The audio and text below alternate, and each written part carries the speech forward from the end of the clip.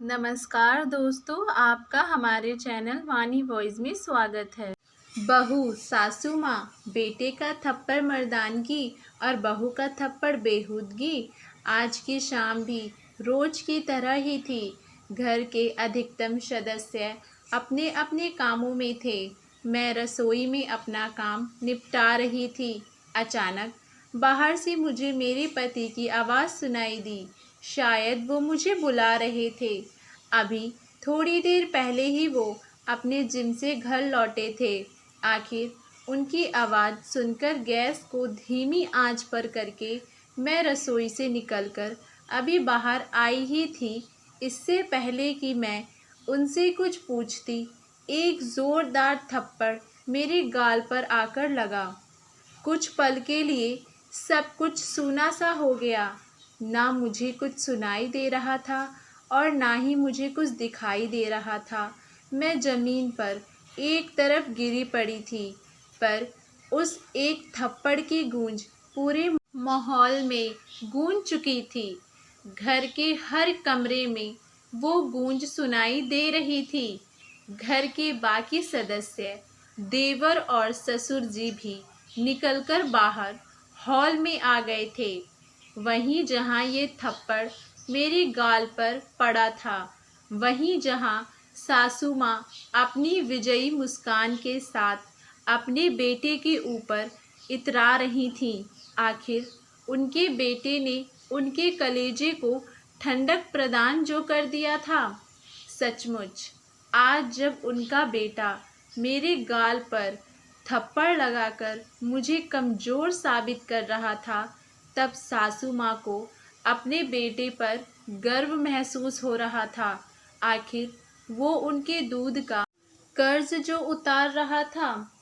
एक जिम जाने वाला बंदा जिसके अच्छे खासे बाइसेप्स हों, वो अगर थप्पड़ मारी तो कैसा लगता है। बस वही हाल मेरा हो रहा था। मैं अस्त व्यस्त अवस्था में ज़मीन पर पड़ी हुई थी। मुझे ये भी होश नहीं था कि मेरा दुपट्टा कहीं और जाकर गिरा है। मुझे लगा कि कोई तो मेरे लिए बोलेगा, पर ये देखकर ससुर जी बोले, बिल्कुल शर्मो हया नहीं है।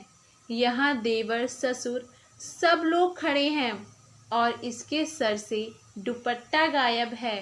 लोग क्या कहेंगे। राम राम, घोर कलयुग है। कहते कहते ससुर जी भी वापस अपने कमरे में चले गए।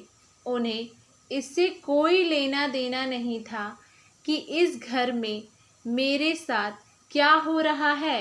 उन्हें सिर्फ इसकी चिंता थी कि उनकी बहू का दुपट्टा उनके सामने सर पर नहीं था।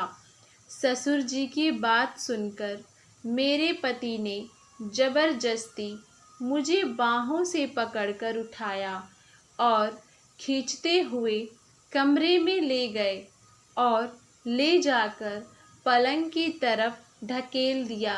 सब कुछ इतना जल्दी जल्दी हुआ कि कुछ समझ में ही नहीं आया। कुछ देर बाद मुझे होश आया, लेकिन जब तक होश आया तब तक स्वाभिमान तार तार हो गया। मुझे तो ये भी नहीं पता कि मुझे थप्पड़ पड़ा क्यों था। आखिर ऐसी क्या गलती कर दी थी मैंने। अभी तक तो मेरी शादी को सिर्फ 1 महीना ही हुआ था, पर यहाँ 1 महीना कोई सपने जैसा नहीं था। एक एक्सीडेंट में माता पिता की मौत के बाद लोगों के कहने पर फटाफट अपनी जिम्मेदारी निभाने के चक्कर में चाचा ताऊ ने मेरी शादी इस घर में कर दी, क्योंकि उस संयुक्त परिवार में बेटी में अकेली ही थी। चाचा और ताऊ जी के दो दो बेटे थे।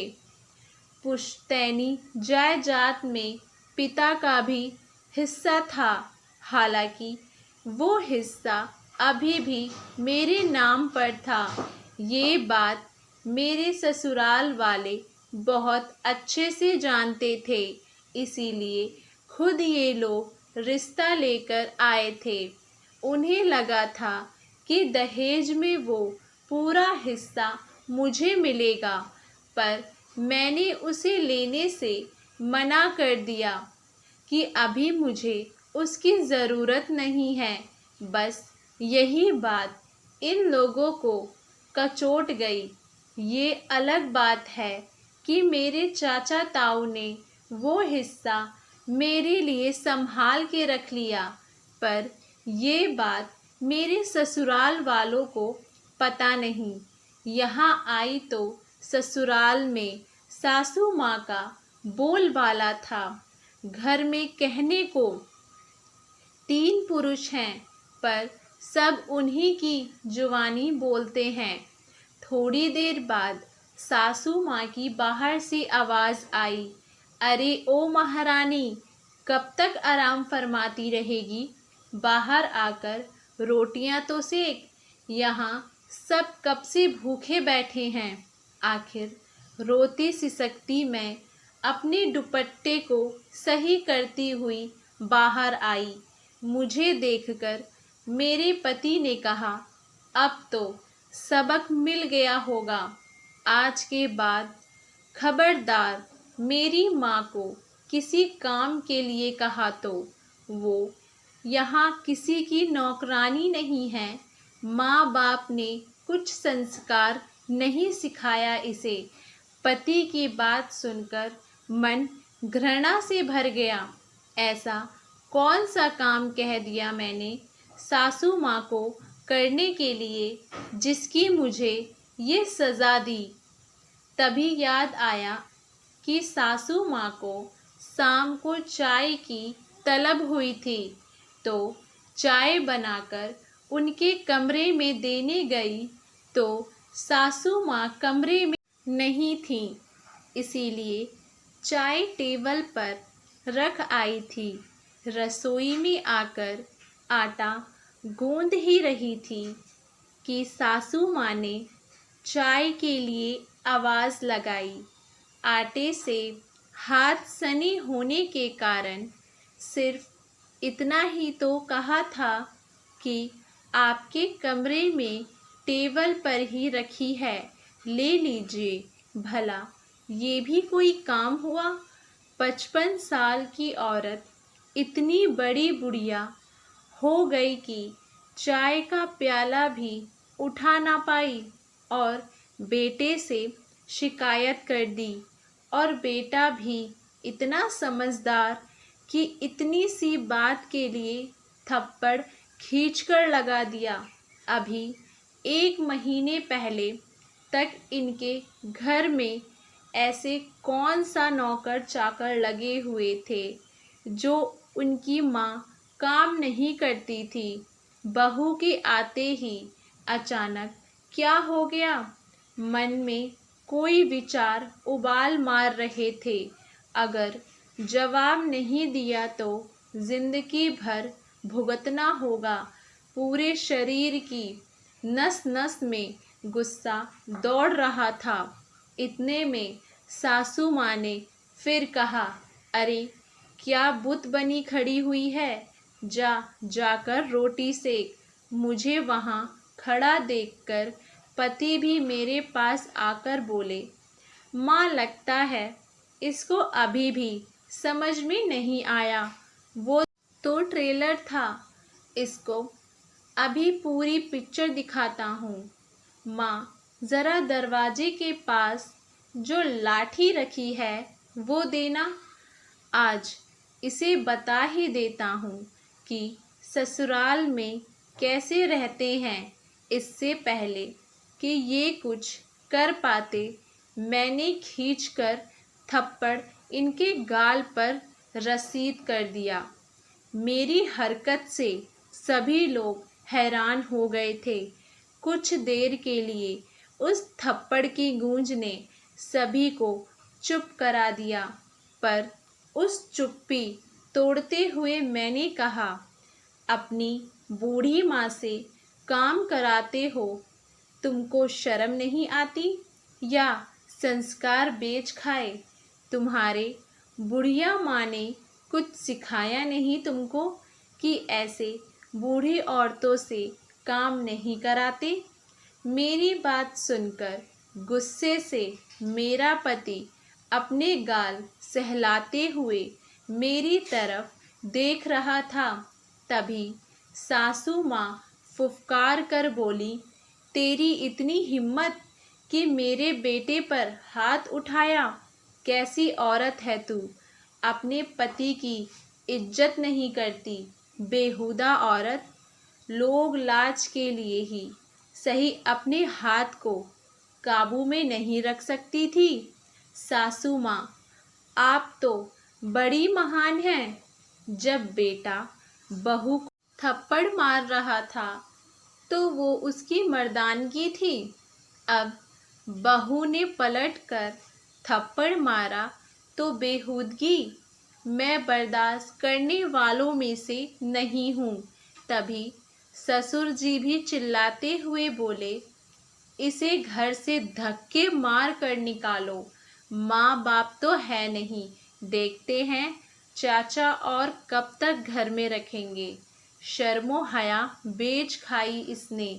अरे चाचा ताऊ तो रख लेंगे, लड़की की शादी की है, बेचा नहीं है हमने। हिम्मत कैसे हुई हमारी बच्ची पर हाथ उठाने की? माँ बाप नहीं है तो इसका मतलब ये नहीं कि जो आएगा वो तुम करोगे। अचानक पीछे ताऊजी की आवाज़ आई। पलटकर देखा तो चाचा जी, ताऊ जी और उनके बेटे खड़े थे। उन्हें अचानक घर में देखकर सबकी बोलती बंद हो गई। तभी चाचा जी बोले, हम तो सोच रहे थे कि त्योहार नज़दीक है, अपनी बेटी को लिवा लाते हैं, पर यहाँ तो माहौल ही कुछ और है। हमने बेटी मारने पीटने के लिए नहीं दी आप लोगों को। अरे नहीं नहीं, आपको कुछ गलत फहमी हुई है। ससुर जी ने बात को संभालने की कोशिश की, पर ताऊ जी ने हाथ दिखाकर रोक दिया। ले जा रहे हैं हमारी बेटी को, अब सीधे कोर्ट में ही मिलना। बहुत बड़ी गलती की तुमने, इसे बिना माँ बाप की बच्ची समझकर। गलती हमारी थी कि हमने लोगों के कहने पर इसकी शादी जल्द कर दी। सासू माँ ने अपना तुरुप का पत्ता फेंका। हाँ हाँ, ले जाओ, बिल्कुल ले जाओ। घर बैठी बेटी बोझ ही होती है। जब लोग ताना मारेंगे ना, तब पता चलेगा। क्या कहोगे लोगों से कि आपकी बेटी अपने पति को थप्पड़ मार कर आई है? लोग क्या कहेंगे? अब उससे हमें फ़र्क नहीं पड़ता। अब हमारी बेटी इस घर में नहीं रहेगी, कहकर ताऊ जी ने मुझसे मेरा सारा सामान बंधवाया और उसी समय मुझे लेकर रवाना हो गए। आखिर कुछ दिनों की मुशक्क़त के बाद मुझे उस घर से छुटकारा मिल ही गया। आज मैं अपने आगे की पढ़ाई कर रही हूँ और जब तक आत्मनिर्भर नहीं हो जाऊंगी तब तक ताऊ जी और चाचा जी ने मेरी शादी की बात करने तक से मना कर दिया है। उम्मीद करती हूँ आप सभी लोगों को हमारी ये कहानी पसंद आई होगी। आप लोगों की इस कहानी को लेकर क्या राय है, हमें नीचे कमेंट बॉक्स में अपनी राय ज़रूर बताइएगा और हमारे चैनल वानी वॉइस को लाइक शेयर सब्सक्राइब करना ना भूलें।